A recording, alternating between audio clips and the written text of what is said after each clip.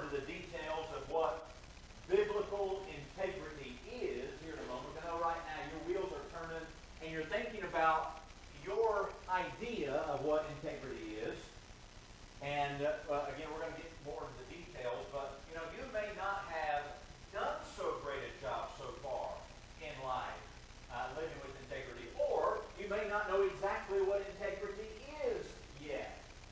This couple of weeks ago, it was a Wednesday night, we were going to church. We were at the time, me and Marcus and Addie were all in my Tahoe, and we were going to church. And we were almost to the parking lot. Of course, I like to have a mint or a piece of gum, typically, before I get to church. And so I popped some out, put some in my hand. I'm, at that stoplight, and I looked over, and a little hand. There I go, a little hand popped out. Those who have kids and grandkids, you know what that is, right? That's the signal for, hey, I want some too. We're hot. You'll hear me now, all right. But that little hand popped out, and so you know how I have to do next? I got to start doling it out. So I doled a piece out to the right, and I hear a voice pipe up in the back, and Marcus said, "Can I have one too?" And here's his little hand pop out. And so we get almost to church. We're just about a mile from church or so, and I'd give him bubble gum. It was mint-flavored bubble gum. And I look in the rearview mirror, and I see Marcus, and his cheeks are like this. And they're getting bigger and bigger. And I said, "Marcus, what are you doing, buddy?" And then it dawned on me, he never had gum before. This was his first time having gum, wasn't it? It was his first time. No? Wasn't your first time? And Addie was trying to tell him, "Marcus, you can swallow your spit while you have the gum in your mouth." And it just was kind of building up in his mouth. And he hadn't quite wrapped his mind around the concept of what gum was. And, he was working on it. So when we got to church, he just kind of let it all. He just got rid of all of it right there in the parking lot. I didn't leave it there. I picked it up. I didn't want anybody to step on it. But it was new to him. It was a new experience. And he wanted to have that gum and all of that, For us, and I use that, it's humorous, it's funny. But when it comes to this concept of integrity, it may be kind of new to us. What it means and its purpose and its importance in our life. And I cannot stress how important it is. But we have to integrate it into our lives. Now, the title of our lesson this morning is Having Integrity in a Fallen World. Because all around us, we have people who are living, we rub shoulders with them, who do not practice integrity. Now, let's get into the nuts and bolts of what integrity is. Let's look at Proverbs chapter 10 and verse 9.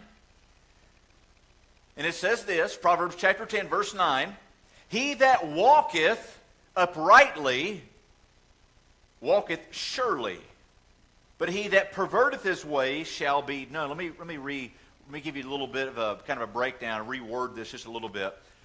A man who walks in integrity, because that word falls right in there, walks securely. Okay? But a man who makes his ways crooked, a different path, a different type of path, will be found out. Now, he or she who consistently chooses to be faithful to God over personal gain or safety is going to be kind of a cornerstone we're going to start out here.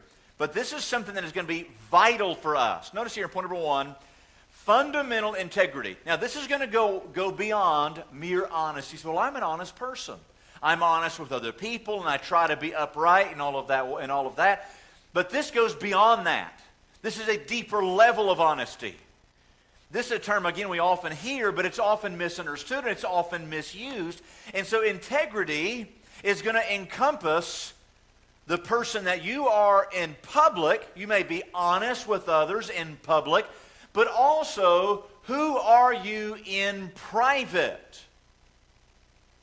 Now, if we're not careful, we will live two different lives.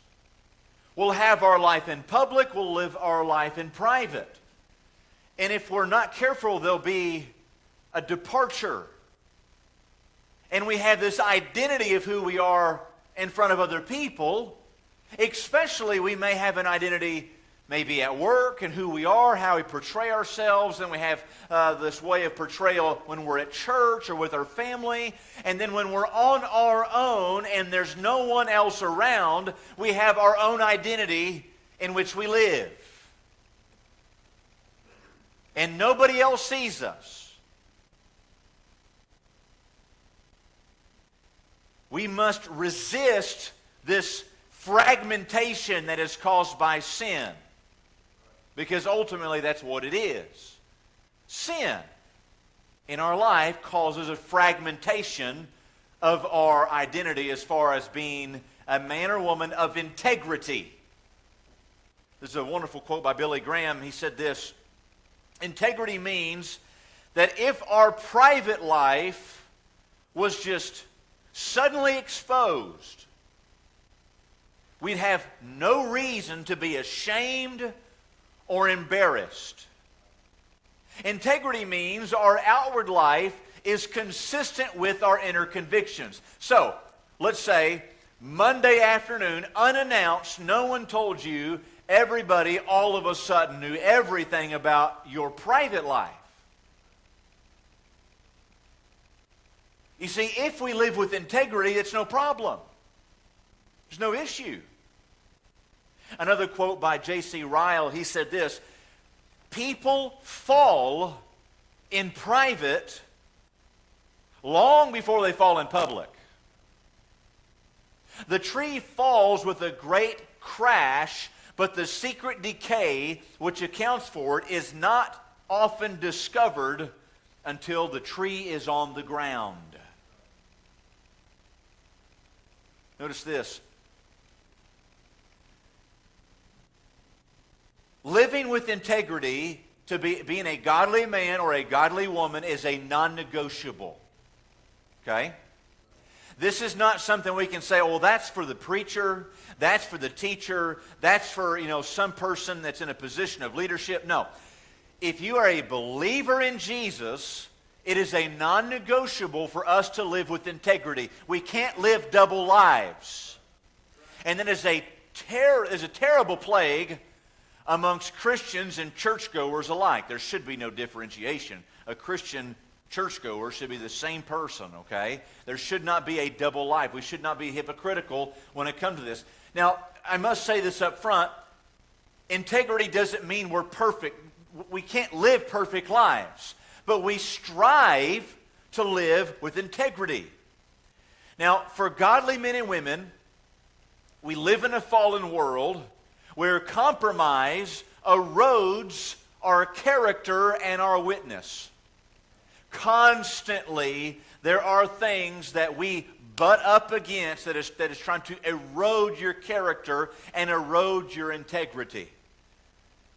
It's interesting, you can walk by a creek that has a very small, slow-moving current of water. It's not a lot. But you can see a giant stone that's in the middle of that creek that from the constant flow of that stream, it is eroded away. And if we are not careful, we will end up much like that stone, eroded by the world, our integrity, our character, that goes with it, and we must fight against it constantly. I think about the conversation that the Lord had with Satan in Job 2:3, and he says, have you considered my servant Job? That there's none like him on the earth. He's blameless, and he's an upright man. He's a man who fears God, and he turns away from evil. And he still holds fast to what? His integrity. Even when Satan pushed him to the absolute brink, he held on to his integrity. He lost everything and lost everyone. Even his wife looked at him and said, just curse God and die, Job. Good grief, just be done with God. Job wouldn't do it. He held fast to his integrity. Charles Spurgeon said this: lose all, lose everything, but rather do not lose your integrity. And when all else is gone, still hold fast a clear conscience as the rarest jewel which can adorn the bosom of a mortal. Number 2, we have the biblical foundation for integrity. The biblical foundation for integrity. When we go to God's Word, we are going to see that Scripture calls us as believers to live lives that are upright and again are permeated with integrity. This is also going to reflect God's holiness in our lives. The verse we read earlier, Proverbs 10:9. And I tried to rephrase a little bit of that to help us understand some of the liturgy, the language that is in that verse, speaking about integrity. But a person who is walking in integrity walks securely. You know, you have nothing to worry about. You don't have anything to worry about. You're walking on a straight, broad path that is well lit. It is safe. You don't have to worry. It's like driving down the interstate. And you can see for miles. It's well lit. It's easy to see. There's no problems. And there's a difference when you take the detour off the road and the back road and you get all squirrely and it's gravel and there's potholes and there's deer and all those things. Things that may jump out in front of you. But a person who makes his ways crooked, and I'm talking specifically in his private life or her private life. When we make our ways crooked, we will be found out, and we also invite destruction and difficulty into our life. You know, it's been about more than a month ago now. It's back in early fall in September. Well, it was about mid-late September, actually. I had went up to Montana, was doing some elk hunting with some friends up there, and there was an area that we had gone to, that we were wanting to get to, rather. And earlier in the year, a couple of my buddies had gone in there with chainsaws, and they cut out a bunch of the deadfall, which is just trees that died from forest fire, but they were standing straight up, and then the wind blows them over. Okay? And if you've ever been in a situation like that, it's not a lot of fun climbing over that. It's hard enough walking through the mountains, but it's another level whenever you got to climb over all that deadfall. It's just a pain. And so, you know, my buddies had gone through there and they cleared out a path. And when it was time for us to go down into that drainage and to go do our hunting, it was easy. We could see where we were going, did a trip over all that mess, and it was just easy walking. So we spent that entire day. We got down there into that basin, and we spent the whole day just hunting and walking. We got down there, and that path, it was a game trail almost as wide as this aisle. And it was easy to do. No problem whatsoever. But then night was about to come. And we thought, well, we better get out of here. We got to climb up out of this hole that we're in. And we thought, how about we take a shortcut? It's always fun, right, Brother Oliver? When we use those shortcuts. And we thought, we could just cut right up the side of the mountain. We're looking at our aerial maps. And we're like, we could climb up the side